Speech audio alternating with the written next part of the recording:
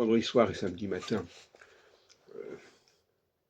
l'office animé par Delphine Orviller, ou MJLF, elle a dit deux choses qui m'ont choqué.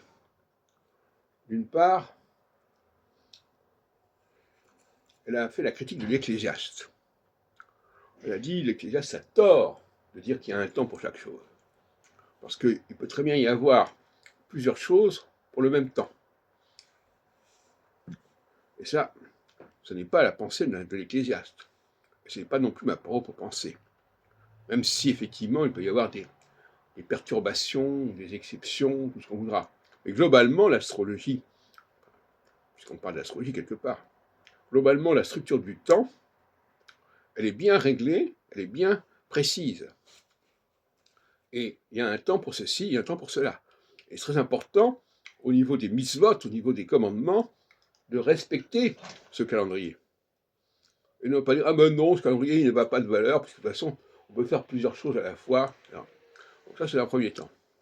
Et puis le deuxième temps, c'est tout simplement le mélange des genres.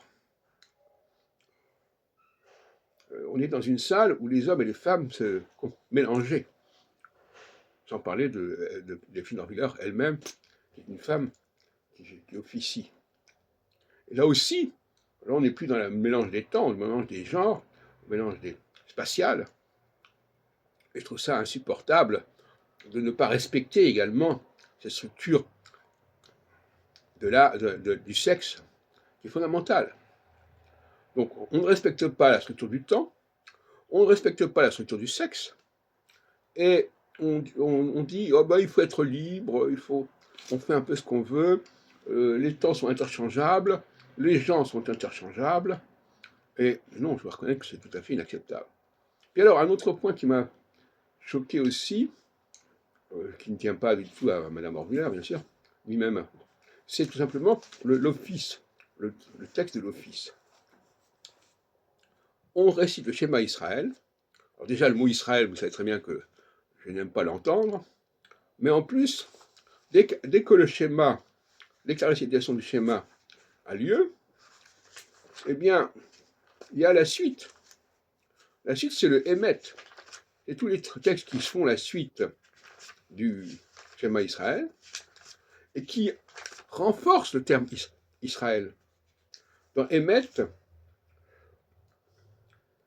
on a des références à il est le rocher de Jacob. On sait très bien que Jacob, ça vient en Israël.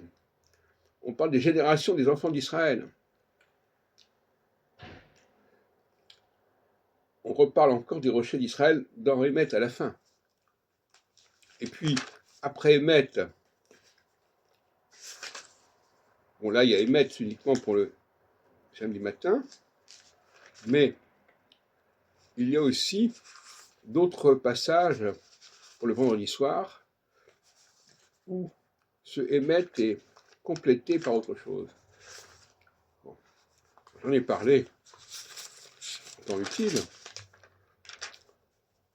mais ce renforcement du mot Israël, voilà, dans l'office du vendredi soir, il n'y a pas que les Hémet, il y a le Ashkivenu, le Veshamru et le Kaddish. Et là encore, on nous parle dans Veshamru, l'alliance éternelle avec les enfants d'Israël. Dans Ashkivenu, on nous parle aussi d'Israël. Dans le Kaddish aussi, on nous parle d'Israël. Bon. Donc, le schéma Israël tout court, on ne parle pas d'Israël en dehors du titre schéma Israël, mais la suite, et surtout le vendredi soir, renforce le fait qu'on s'adresse aux Israélites, aux Bnei Israël, et que c'est pour les Bnei Israël que tout cet office a lieu.